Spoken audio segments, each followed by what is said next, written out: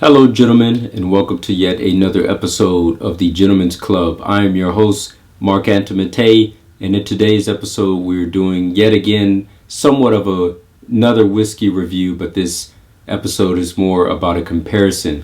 Now, if you've seen the last episode, then you knew that this one was coming, and I said that I was going to do a head-up comparison between these two whiskeys and determine which one is better, but this video is kind of redundant in a sense because if you had seen the last video, you would already know my thoughts on the matter. But I thought that this video is more for the people that are tuning in for the first time, and maybe this is the only video that they have watched and they did not see the last one. Would they like to know which one is the top between these two? So, in today's episode, this is the first comparison that I've yet to conduct, even though I have others planned. So this one is the Kirin Fuji-Sanroku from Shizuoka. And this one is also the Fuji-Sanroku, but this one is the signature blend, and this one with the black label is available only from the distillery itself or a special order from a website in Japan, only delivered in Japan. So this one is not on the world stage yet. You cannot try it. So this is actually quite exclusive to this channel and to YouTube, because I don't think this has ever been reviewed on YouTube as of yet. And the last video I did was the first review conducted over this. But I'm going to pit these two together to determine which one is best, so to speak. I'll say off the bat, one is a lot better than the other. Both are very passable, but yes, definitely one is better than the other.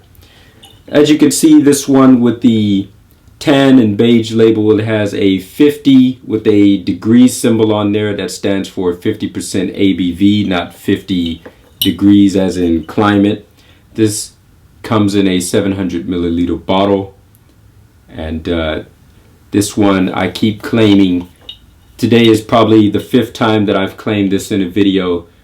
This is my favorite Japanese whiskey as it stands right now. Especially, it is the best bang per buck, with it only being $15 or 1,500 yen. You get the most for your money out of this.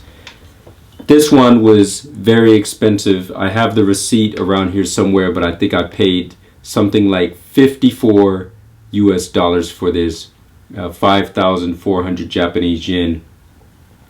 And I don't think that this is worth 2/3 more the price of this one, to tell you the truth.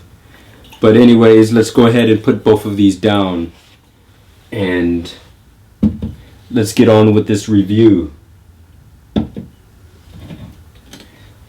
So inside of my Kirin glass, I have the black label signature blend, the exclusive one inside of here.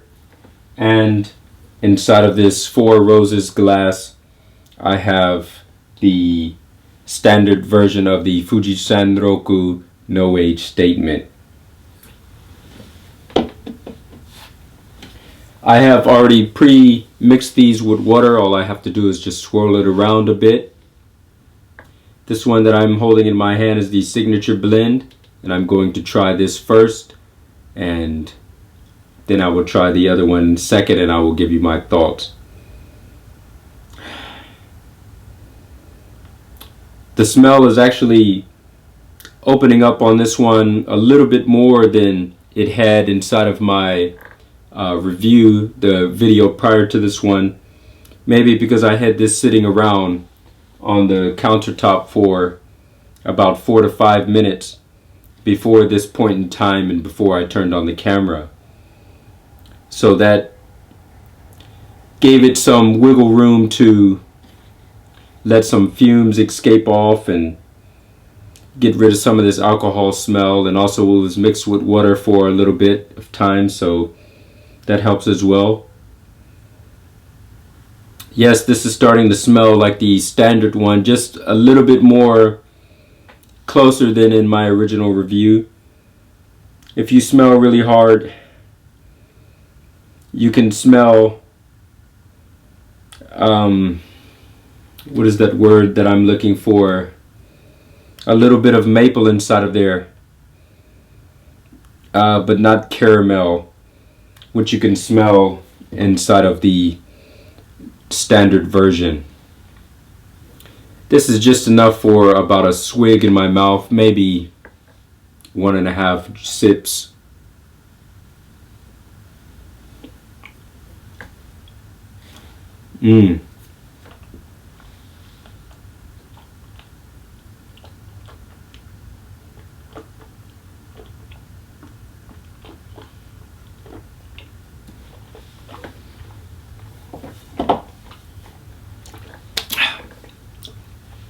Taste is still the same, however, very strong on the mouth, peaty, with the addition of water. Maybe I put a little bit more water this time than last time, so it's not so buttery this time, but just a little bit buttery, but still strong. In the mouth is the place that I like it the least. When you swallow, it becomes a little bit better to bear. The aftertaste is quite nice. You start to pick up some things that you can appreciate. It lightens up a lot once it goes down. Now, for my absolute favorite, let's swirl this around a bit and give it a smell.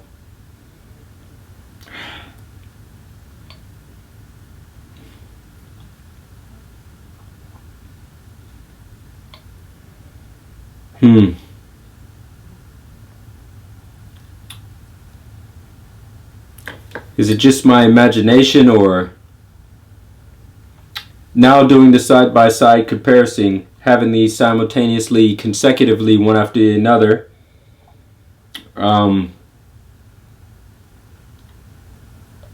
the smell is a lot less stronger on this one, and you have to smell harder to try to pick apart what's in here than with the signature blend.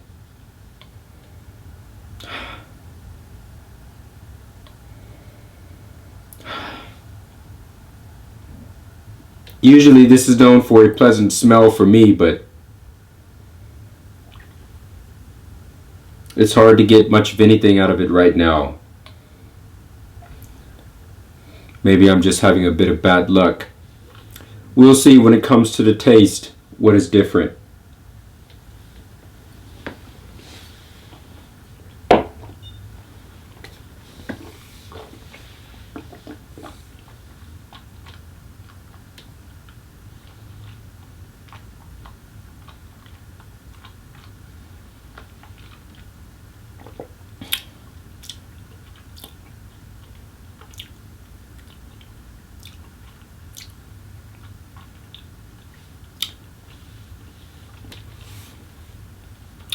Definitely lighter. It brings something to your sinuses, to your senses, right behind your nose and on the top of your throat. This airy feeling. And it just kind of opens up your senses. Very light, very sweet, goes down very easy and smooth compared to the signature blend. Not so strong, less of making these faces by being shocked at a surprisingly rough taste that you would get from the signature blend. You get nothing like that from this.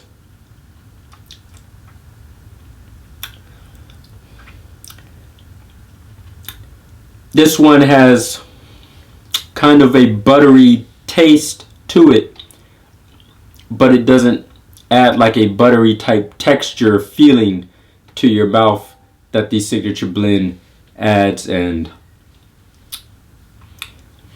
this one is very close to vanilla in a sense, with that strong caramel meets maple smell and taste. Very sweet, just the right amount of balance to give you a nice enough feeling all around in all facets. On the nose, in the mouth, the aftertaste. And it stays with you. Not mouth-watering, but it does linger inside of your mouth and it makes you want more. Obviously, if you've seen the last review, you knew I was going to say that this one was the better of the two, but just wanted to do a video just exclusively comparing these two. This one is so much better than this, and especially with it being a fraction of the price. With this being 5,400 yen and this 1,500, even being 3 times more expensive. Even if they were to decrease the price of the signature blend to be an evenly matched price with the standard Fuji-Sanroku, it's still not even going to compare. This is still better than this, bar none. And that's my word, and I'm sticking to it. Now, you can only get this one inside of Japan, but I would definitely say don't go out of your way to come to Japan just to pick this up and to try it. You would be highly disappointed. Even if you're visiting many distilleries inside of Japan and this is just one stop along the way, I feel like possibly more or less you would be wasting your money on this overpriced signature blend, which isn't quite necessary at all. So I would just say completely bypass that one. Anyways, gentlemen, that was my first comparison between these two fine whiskeys. Again, I would like to say drink responsibly because a gentleman knows his limits. And salute. I will see you all in the next one. And until next time, keep it classy.